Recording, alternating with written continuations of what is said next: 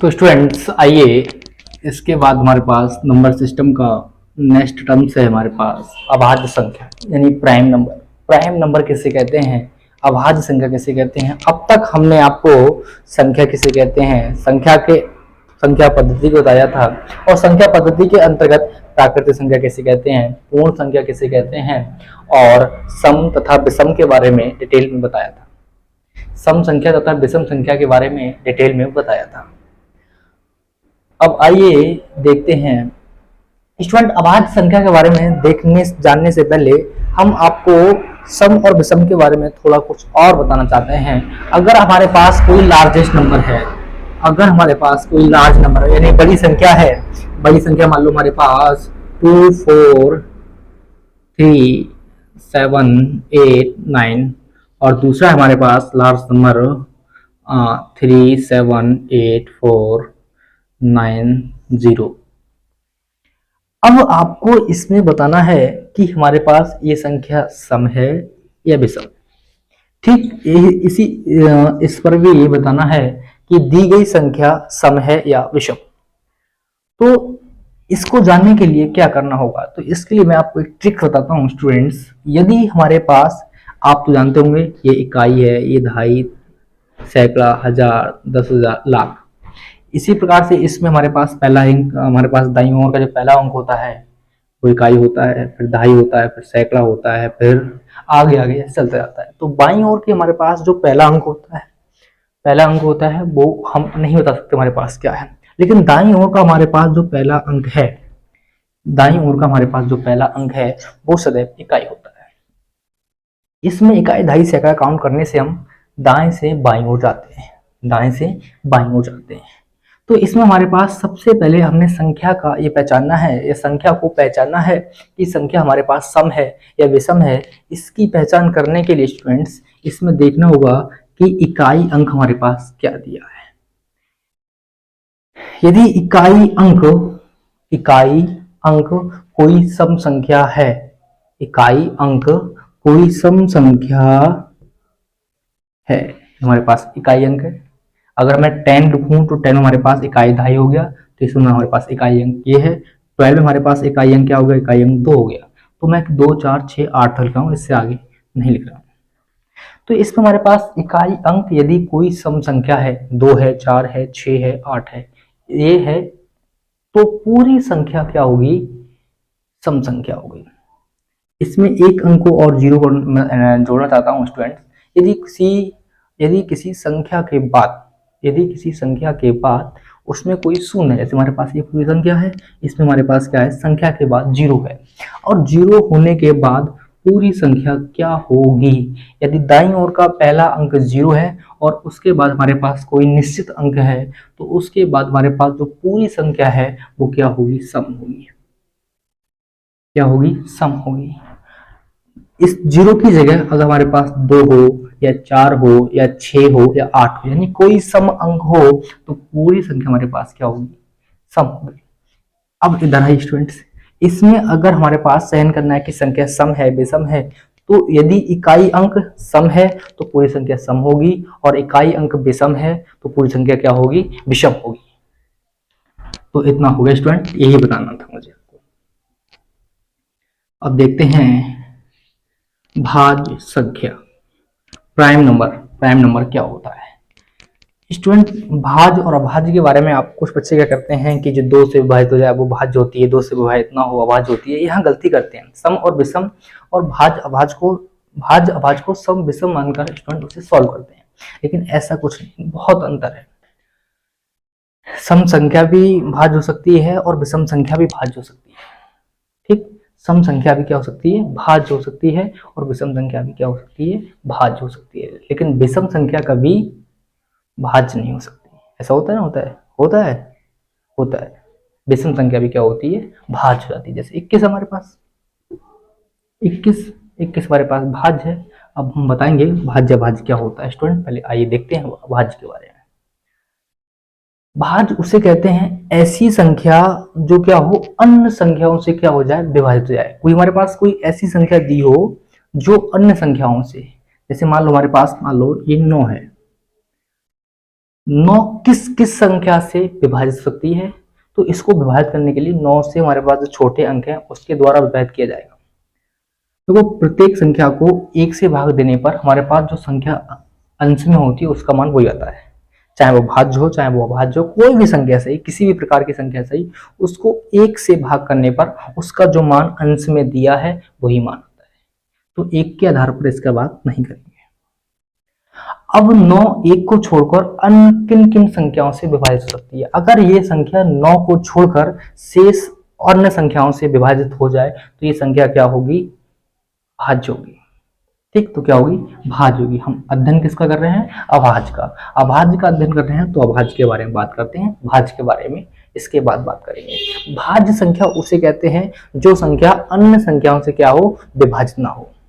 जो संख्या क्या हो? अन्य संख्याओं से विभाजित ना हो। जैसे 3 है, 3 को आप ना तो 1 से 2 से विभाजित कर सकते हैं, 5 को आप ना तो 2 ना तो 5 को हम आप 2 से कर सकते हैं, ना 3 से, ना 4 से। 1 के आधार पर आप संख्या का चयन नहीं कर सकते कि संख्या भाज्य है या भाज्य। 1 के आधार पर आप कभी भी सिलेक्ट या कभी भी चयन नहीं कर सकते, उसका चूज नहीं कर सकते कि संख्या भाज्य है या अभाज्य। अगर 1 को छोड़कर ये संख्या अन्य संख्याओं से विभाजित हो जाए तो संख्या क्या होगी? विभाजित हो गई तो भाज्य होगी, और विभाजित ना हो पाई तो हमारे पास संख्या कैसी होगी? अभाज्य होगी।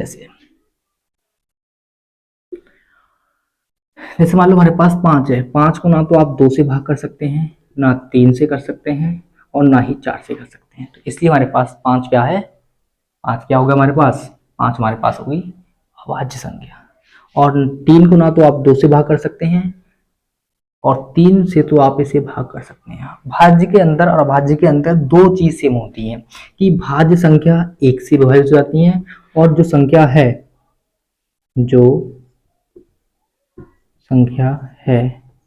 उससे क्या हो जाती है? ये विभाजित जाती है। उससे क्या हो जाती है? विभाजित हो जाती है, यानी विभाजित। यानी भाज्य संख्या क्या होती है? स्वयं से, भाज्य अभाज्य दोनों स्वयं से क्या हो जाती है? विभाजित हो जाती है। जैसे 3 मान लो हमारे पास क्या है? भाज्य है, तो 3 को आप 1 से विभाजित कर सकते हैं, और 3 को आप 3 से विभाजित कर सकते हैं। ये संख्या क्या हो रही है? स्वयं से विभाजित हो रही है। उसके अलावा 1 से विभाजित हो रही है।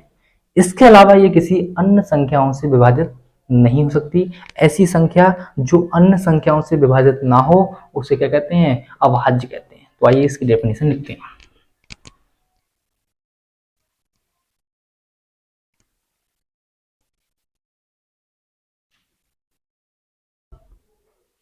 ऐसी संख्या जो अन्य संख्याओं से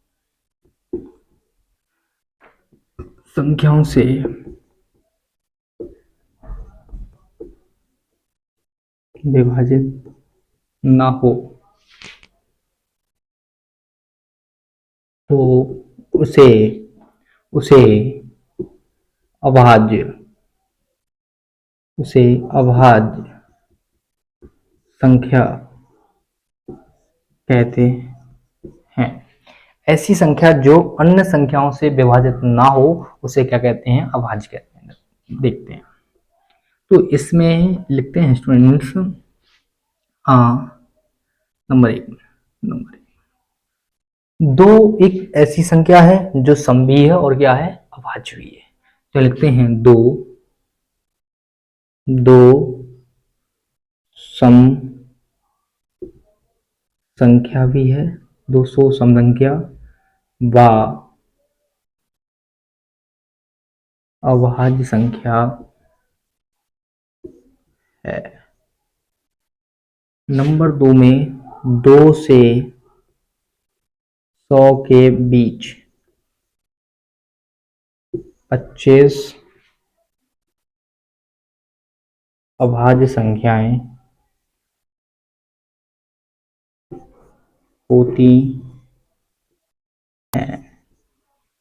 अब 2 से 100 के बीच में क्या होती हैं? 25 अभाज्य संख्या होती हैं। आइए देखते हैं कौन कौन सी। 2 हो गया, 3 हो गया, 5 हो गया, 7 हो गया, 11 हो गया, 13 हो गया, 17 हो गया, 19 हो गया, 23 हो गया, 29 हो गया, 31 हो गया, 37 हो गया, 41 हो गया, 43 हो गया, 47 हो गया, 53 हो गया,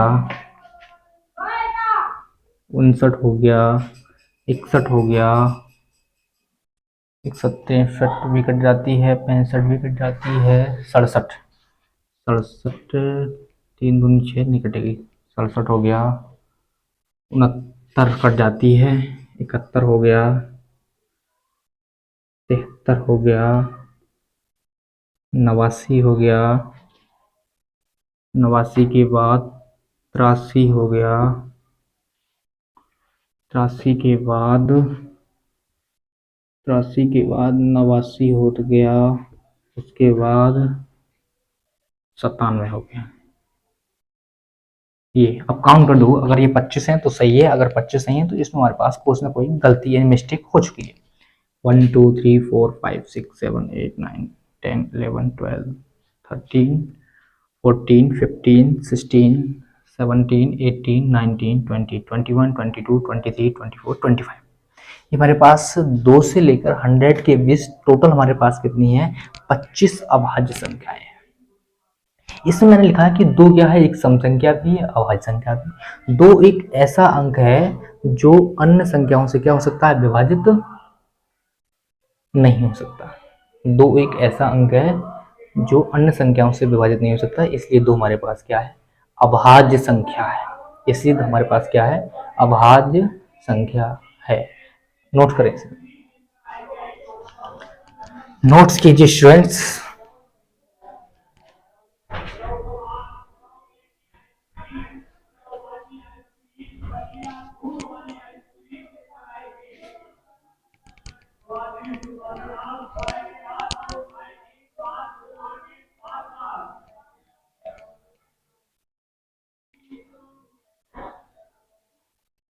आइए इसे अब रफ करते हैं। आइए इसे अब रफ करते हैं। आप चाहें तो इसका स्क्रीनशॉट ले सकते हैं, वीडियो को पुश करके नोट्स बना सकते हैं। ये स्टूडेंट इस बात को ध्यान में रखें कि ये जो लेक्चर है वो किसी भी एग्जाम का कंपटीशन हो या किसी भी लेवल की तैयारी करता हो, उसके लिए ये बहुत कंपलसरी और इम्पोर्टेंट वीडियो है।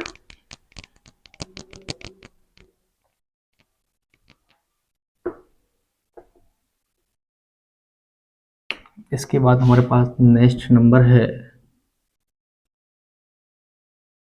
भाज्य संख्या यानी कंपोजिट नंबर। भाज्य संख्या किसे कहते हैं स्टूडेंट्स? आइए देखते हैं भाज्य संख्या क्या होती है। तो स्टूडेंट भाज्य संख्या उन्हें कहते हैं, भाज्य संख्या अभाज्य का विपरीत है, अपोजिट है। भाज्य संख्या उन्हें कहते हैं यानी कंपोजिट नंबर उसे कहते हैं जो संख्या अन्य संख्याओं से क्या हो जाती हैं? विभाजित हो जाती है। भाज्य संख्या उसे कहते हैं ऐसी संख्या जो क्या होती है? अन्य संख्याओं से क्या हो जाती है? विभाजित हो जाती है, उसे क्या कहते हैं? भाज्य संख्या। जैसे हमारे पास 4 हो गया, 6 हो गया, 8 हो गया, 9 हो गया, 10 हो गया, ये सभी अब हमारे पास भाज्य संख्या है। क्यों? क्योंकि 4 हमारे पास एक ऐसी संख्या है जो अन्य संख्या 2 से क्या हो जाती है?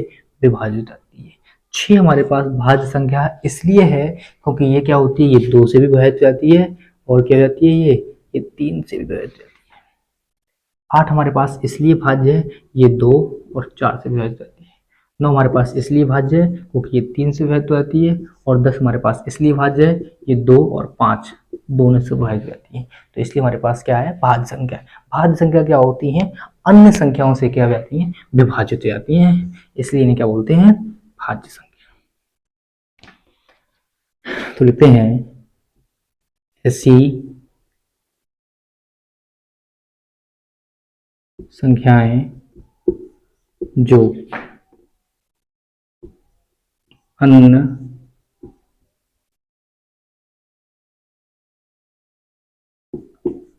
अन्य संख्याओं के द्वारा विभाजित हो जाती हैं,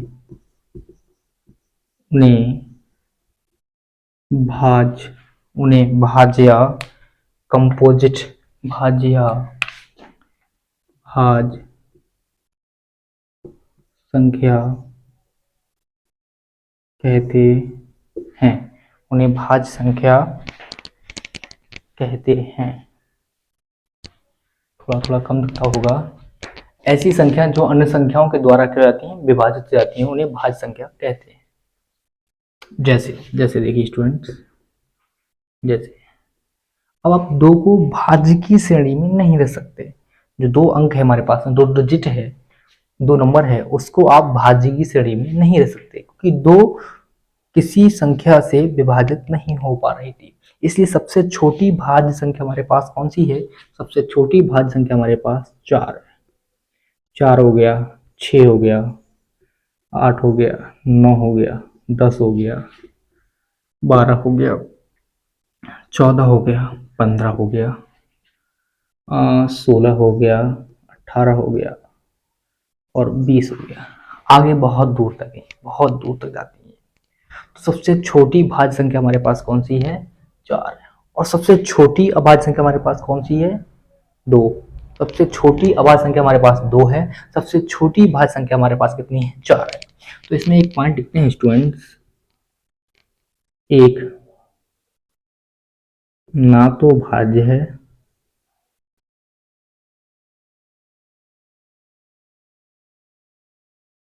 और ना ही अभाज्य। नंबर 2 में लिखते हैं भाज्य संख्याएं